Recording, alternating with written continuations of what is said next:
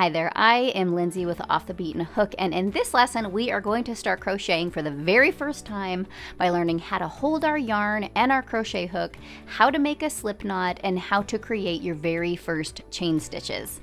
This lesson is part of my Learn to Crochet series where we are building our crochet skills step by step from the very beginning all the way through making your very first crochet projects and beyond. So if you're just joining us, you will find the complete series linked in the lesson notes. This is where crochet really starts to become a hands-on skill, and it might feel a little awkward at first, and that is completely normal. The goal here is not perfection. Remember, progress over perfection. The goal is simply to get comfortable holding the tools and start building that muscle memory with small, simple movements. I am using a worsted weight yarn paired with a 5.5mm crochet hook for this lesson. Now, worsted weight yarn will work great with a 5mm crochet hook, a 5.5mm crochet hook, or a 6mm crochet hook. So any one of these that you have on hand will work completely fine paired with your worsted weight yarn. So go ahead and grab your hook and grab your yarn and let's get going. First, we're going to talk about how to hold your crochet hook. There are two common ways that people hold a crochet hook, and this is the pencil grip and the knife grip. And the only way you're going to figure out what is going to work for you is to just step in and try one. So the pencil grip is held like a pencil, where the hook rests between your thumb on the bottom and your fingers on top. And this is just how you would use a pencil. Okay, your thumb rests again on this grip, kind of forward like this, and working your stitches like this, holding a pencil. The knife grip is held more like a knife or a handle, where your hand is coming over top the hook, and you have your thumb underneath, and your pointer finger, your middle fingers, pretty much all of your fingers are coming over the top. And then your hook is resting in the palm of your hand. And this is how you would hold a knife, like if you were cutting food. When I learned how to crochet, I was not given options. I was just shown in a book to hold your hook like this, so I use the knife grip. That's what you'll see me doing over the course of these lessons, and fortunately, this has always felt comfortable for me, so that's what I use. And now that is all muscle memory for me. Trying it any other way feels just like trying to like write with my left hand while I'm right-handed. But I want to reiterate that neither of these is right or wrong. And even within these two main ways, there's multiple ways and little tweaks crocheters have made to refine their hold even further. And I'm sure that you will do the same. The best grip is simply the one that feels the most comfortable in your hand. And if you need to switch between them as you practice to find the one that works for you, that is completely fine. You'll figure out very quickly which one feels best and you'll go with that. And I was actually talking with my niece about this the other day. She crochets as well, and she normally uses the knife grip like me. But when she's experiencing hand fatigue, she actually switches to the pencil grip to give those muscles a rest. So she's learned how to use both of them comfortably, sort of like ambidextrous. And I thought that was pretty clever. So one more time, just looking at this closely, you're going to be resting your thumb on the grip, and most crochet hooks will have a indicated place where your grip will go. Even with aluminum hooks, there'll be a little indent in the middle. So you've got your thumb naturally where there's a flat part here on the grip. Your fingers are holding onto the hook over top, and I'm kind of my main grip on my hook is with my thumb and my middle finger, and I use this pointer finger to maneuver stitches up and down the shaft of my hook like this. And then it just rests gently in the palm of my hand. And you certainly don't want any kind of death grip. You should just be able to hold this super gently and comfortably. The more light and flowy you can keep this, the less likely you are to experience hand fatigue in your hand muscles.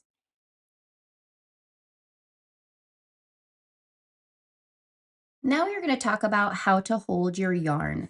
And how you hold your yarn is what helps control your tension as you work your stitches. And you will hear a lot about tension. We will talk a lot about tension both in this lesson and in our next lesson, which is actually completely devoted to tension. But finding the most comfortable way to hold your yarn in your hand is going to become really important for reducing hand fatigue. Because again, this is what is going to be squeezing and doing a lot of motions to control your tension to feed yarn into your project. And so finding the way to hold your yarn that works for you is really important. And I will be completely honest up front.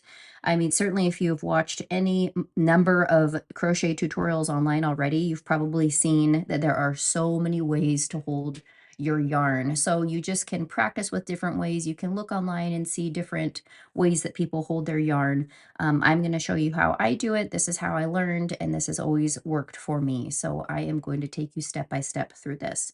So you're going to take your yarn, go ahead and pull out a good amount from your yarn ball. You don't want to have to be working on tugging yarn and fighting your yarn ball when you're doing this. Okay, you're going to have your yarn tail off to the side. This is ultimately what would be attached to your hook, which we will look at in a moment.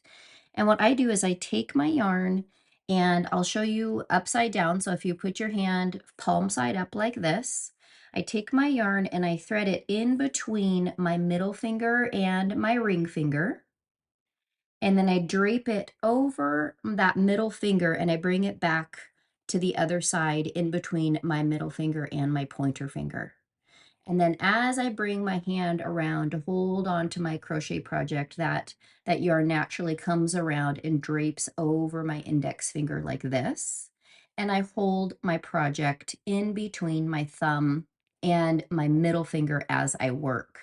And then again, this is where you would be holding your hook over here on this side. And my index finger kind of goes up and down like this as it maneuvers, pulling yarn from my yarn ball through my fingers like this. So I am able to tension my yarn using my finger and also by squeezing these two and these two together to either make yarn more tight to pull through or to loosen up on it and allow it to come through a little bit easier. Okay, so let me show you that again. So taking the yarn tail off to the side over here, you're working yarn over here, your ball, okay, pulling your yarn up through the ring finger and the middle finger, draping it over the middle finger, back down in between the middle finger and the pointer finger, and pulling it over naturally. It comes over your finger. And this is going to become second nature. It might feel awkward at first, but this literally is going to become something that you wrap quickly all the time without even thinking about it. Okay, so again, as we look at holding our yarn, I will just mention one more thing. Sometimes you might see me with my yarn one additional wrap around my finger like this. And I'll talk more about that when we talk about tension, but if you ever do see that, I sometimes hold my yarn like that if I need to add a little bit more tension and make my stitches tighter. I'll just add one extra wrap again on my finger here, still holding on to my project here.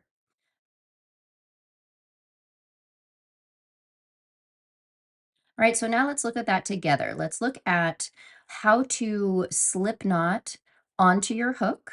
So you're adding your yarn onto your hook, holding onto your hook, and then you're threading your yarn through your fingers next, okay? So I'm gonna bring in my hook. And let's look at the slip knot. So your slip knot is simply a super simple knot that you're going to make that is going to bring your yarn onto your hook and secure it onto your hook at the beginning of every project. And here is how you do that. Once again, you're going to see multiple different ways to doing the slip knot. This is the easiest way that I have found and the most straightforward way. So this is how I am going to show you. So I am simply going to visualize how to make a regular old knot. Okay, so we're taking our yarn. I'm just going to show you, of course, we're going to make a regular knot like this, right? This is how you make a regular knot. Well, a slip knot is very similar, but you are going to eliminate that very last step.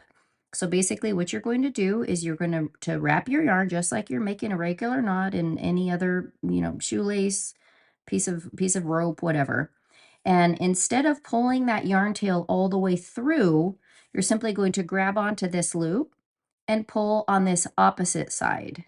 And this is going to tighten that down and create your slip knot. And ultimately, a slip knot is just a knot where you can adjust this loop by pulling up or down. And this is the knot that you're going to end up putting on your hook. Okay, so let's look at that again. You just pull to undo it. Right? We're going to leave enough of a yarn tail here at the beginning because you will have to weave this into your project later. So go ahead and leave like a good 6 inches or something here before you do your slip knot. We're going to tie a knot just like we normally would, wrapping the yarn around, bringing it up through, and again, just holding on to this loop as I pull on this strand, which is the strand that is connected to my ball. Okay? And then you're going to take that.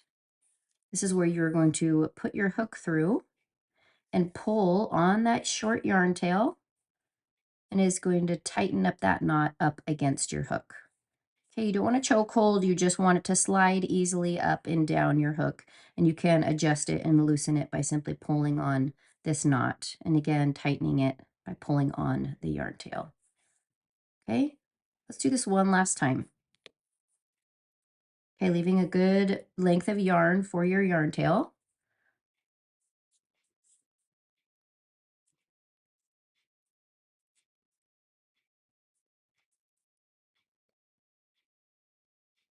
Taking your hook, putting it through that. You can put it through this way, you can put it through this way, does not matter. And pulling on that yarn tail to tighten it up. All right, so that is how you do your slip knot.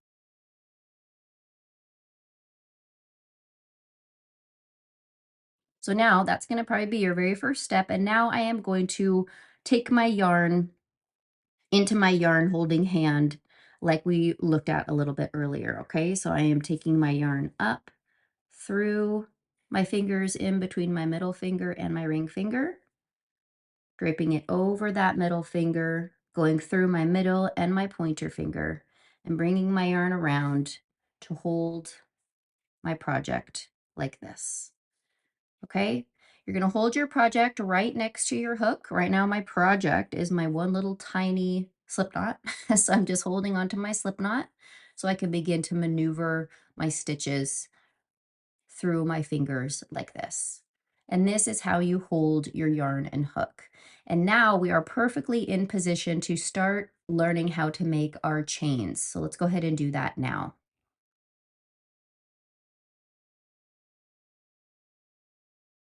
Now, the first action that you take when you start making your chains is called a yarn over. And what that is you're using your yarn hand here to help bring your yarn over your hook like this.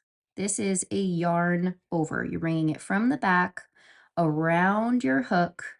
This is where your hook is going to grab on to that yarn right there in the throat, and you're going to pull it through your loop that is on your hook. Okay, that is how you're going to make a chain. So let's slow that down. So you have your loop on your hook. Okay, you're holding, I hold on to it. You don't have to. You can, just do it. Holding it in place. You're bringing your hand over here and you're using it to wrap that yarn around the hook and pull it through the loop on your hook. Okay. You can also just use your hook. Some people just reach under and grab it like this. You can use your hand to yarn over like this. You're going to find your flow. Okay. And then every few chains, you're going to want to kind of move your finger up your work and hold onto your work right here next to your hook so that you're keeping control of your tension. If you keep your hand down here, this is going to get real loosey-goosey and it's going to become hard to control your tension with your chain. So move your fingers up. Again, I'm holding my project in between my thumb and my middle finger back here and using this finger to tension my yarn. All right, so let's do another chain. We're yarning over from back to front, pulling this through. Okay, and as we practice this, I'm going to talk very briefly about tension. I don't want you to focus on tension right now. I want your focus to be on practicing the movements of this chain. But tension is going to become a very important topic for you. Tension is simply how tight or loose your yarn is while you make your stitches. And it's going to control the size of your stitches. And you're using your hand here, how you grip your hook, to control the tension as you pull the yarn through. And you can see I can move up like this to pull more yarn, or I can kind of rewrap and bring my yarn holding hand closer to my project here and make my tension tighter. But as you pull up on that yarn, you want this part right here that you're grabbing to have a nice taut tension.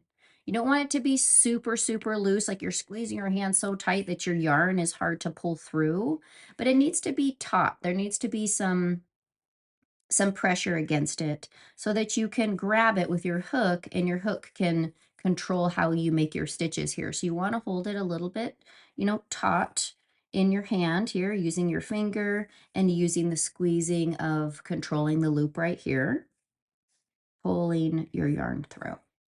Okay.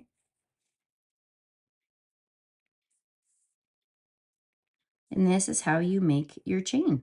This is how you're going to start a lot of crochet projects moving forward.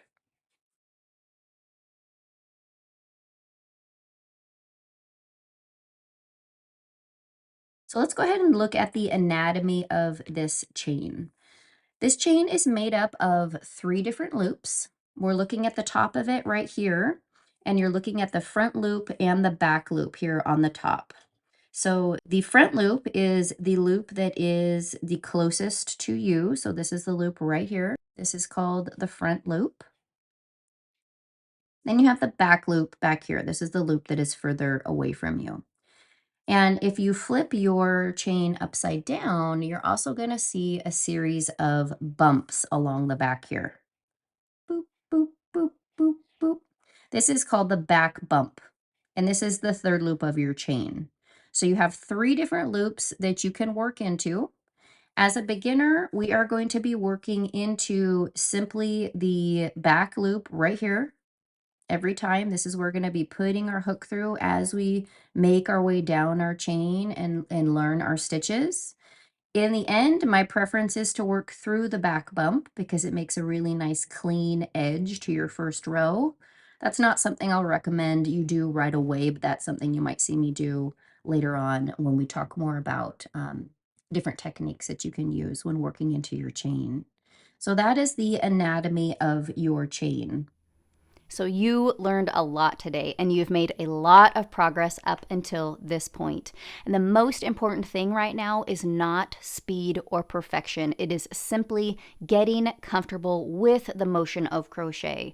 And even though we spent a notable amount of time talking about tension, that is not what I want you to focus on right now specifically. Just focus on practicing your chains and starting to build that muscle memory of movement. So before our next lesson, practice lots with threading that yarn through your fingers in the way that feels best to you. Try different ways until you find the one that feels right so that you can feel comfortable controlling that tension with your fingers. Practice your slip knot and practice with your chains. And I will see you in the next lesson where we will continue to build on those movements and take a closer look at tension. So I'll see you there.